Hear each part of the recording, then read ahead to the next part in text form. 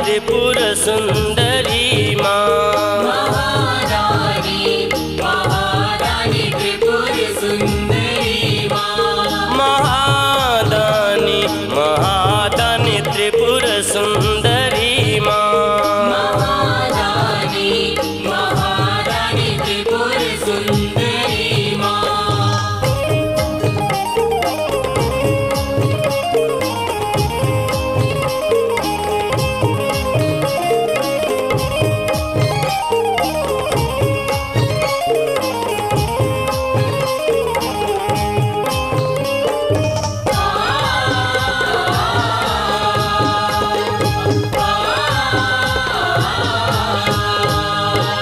राजकरण्य करी तपस्या मैया तोरे द्वार, राजकरण्य करी तपस्या मैया तोरे द्वार, राजकरण्य करी तपस्या मैया तोरे द्वार। जगदम्बा ने भर दे करके भर दीना भंडार। महादानी महादानी त्रिपुर सुंदरी माँ, महारानी त्रिपुर सुंदरी माँ।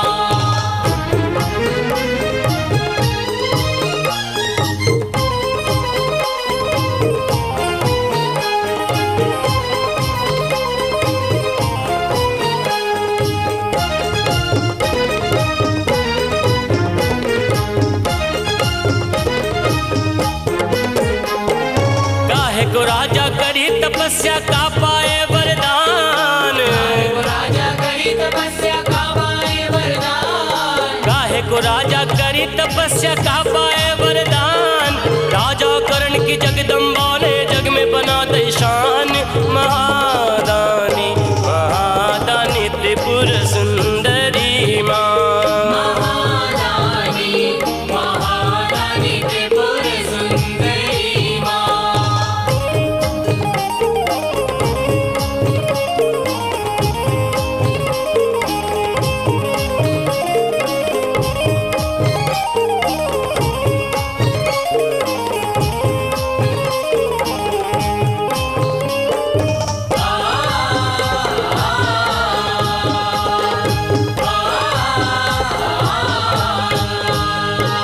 दानी करण्य करी तपस्या देवी दई वरदान, करी तपस्या देवी दई वरदान, दानी करण्य करी तपस्या देवी दई वरदान। दानी राजा करण की जग में मान बना दे शान। महादानी महादानी त्रिपुर सुंदरी माँ, महारानी त्रिपुर सुंदरी माँ।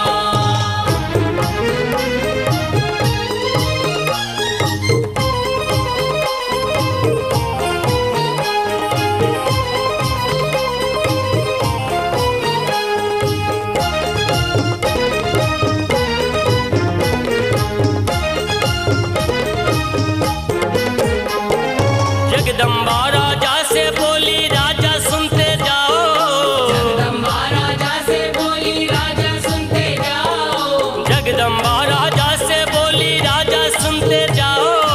अग्नि कुंड में संजो वीर्य अपनी देह जलाओ। महादानी महादानी त्रिपुर सुंदरी माँ,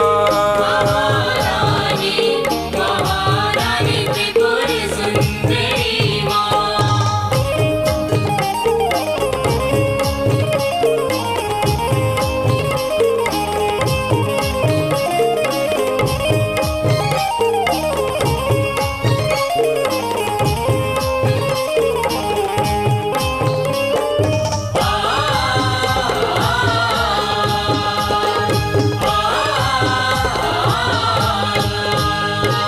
देह जलाते अपनी राजा अग्नि कुंड में जान, जलाते अपनी राजा अग्नि कुंड में जान, देह जलाते अपनी राजा गगन कुंड में जान, हड्डी बन जा सवा मन सोना प्रतिदिन करते दान।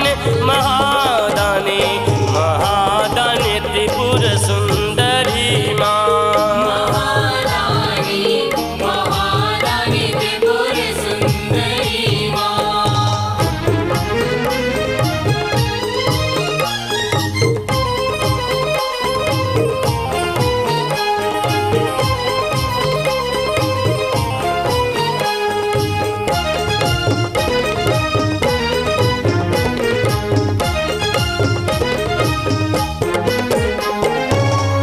नाम भवानी मैया सदा राखियो लाज, नाम भवानी मैया सदा राखियो लाज।